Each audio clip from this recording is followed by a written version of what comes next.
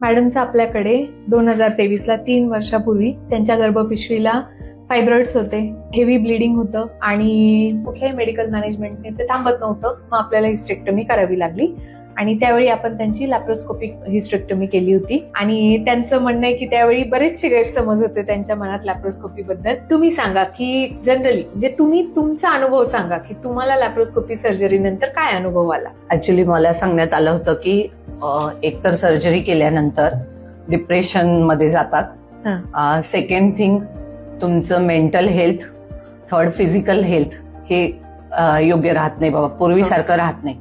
But मला अनुभव खूप चांगला आलेला आहे की तुम्ही जो डिसिजन दिला होता आपल्याला लॅप्रोस्कोपी करण्याचा, हिस्टेक्टॉमीचा, तोच चांगलाच ठरलेला आहे.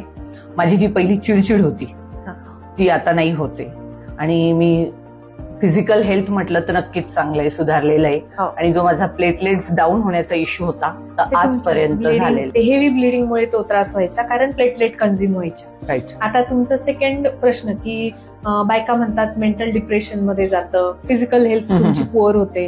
आता बघा कसं असतं, ही गर्भपिशवी म्हणजे युट्रस, ही गर्भपिशवी म्हणजे युट्रस, फॅलोपियन ट्यूब्स आणि ओव्हरीज म्हणजे अंडाशय.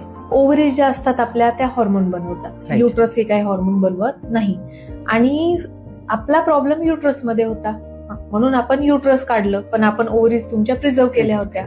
म्हणजे जरी तुम्हाला पिरियड येत नाहीये तर तुमच्या ओव्हरीज फंक्शनिंग आहेत आणि जे तुमचं नॅचरल एज आहे मेनोपॉजचं त्याच वेळी त्या फंक्शन करणं बंद होतील. म्हणजे त्या ओव्हरीज इस्ट्रोजन प्रोजेस्ट्रॉन बनवताय, त्याच्यामुळे तुमचं बोनची हेल्थ, तुमची मेंटल हेल्थ किंवा बाकी तुमचा चिडचिडेपणा, मेनोपॉझल सिम्पटम्स हे काही तुम्हाला आलेले नाहीत. आता सेकंड विषय, आम्ही रुटीन बघतो की बायका म्हणतात मॅडम हे लॅप्रोस्कोपी केल्याने नंतर आमचं पोट फुगेल का, वजन वाढेल का? हे काही होत नसतं. हा एक मार्ग आहे शस्त्रक्रिया करण्याचा. टाक्याची सर्जरी म्हणजे तिथे तुम्ही आपण पोट कट करून जो काही ऑर्गन काढायचा आहे, मग ते अपेंडिक्स असो, गर्भपिशवी असो, ते काढतो आणि लॅप्रोस्कोपीने ते कट न करता बारीक छेद घेऊन त्यातून दुर्बीण टाकून आणि शस्त्रक्रिया केली जाते. आता लॅप्रोस्कोपी मध्ये काय होतं, लॅप्रोस्कोपीमध्ये पोटावर कट नसल्यामुळे ब्लिडिंग कमी होतं किंवा टाके नसतात, बाहेरची हवा मध्ये जात नाही, जंतुसंसर्ग होण्याची भीती नसते, कमी हँडल झाल्यामुळे ऑर्गन एकमेकांना चिटकत नाहीत. त्याच्यामुळे रिकव्हरी ही खूप फास्ट असते, ब्लिडिंग कमी असतं आणि तुम्ही काही म्हणजे जर टाक्याच्या सर्जरीत जर 100 ब्लड लॉस होत असेल तिथे 5 किंवा 5% त्याच्या किंवा त्याच्याही कमी होतो.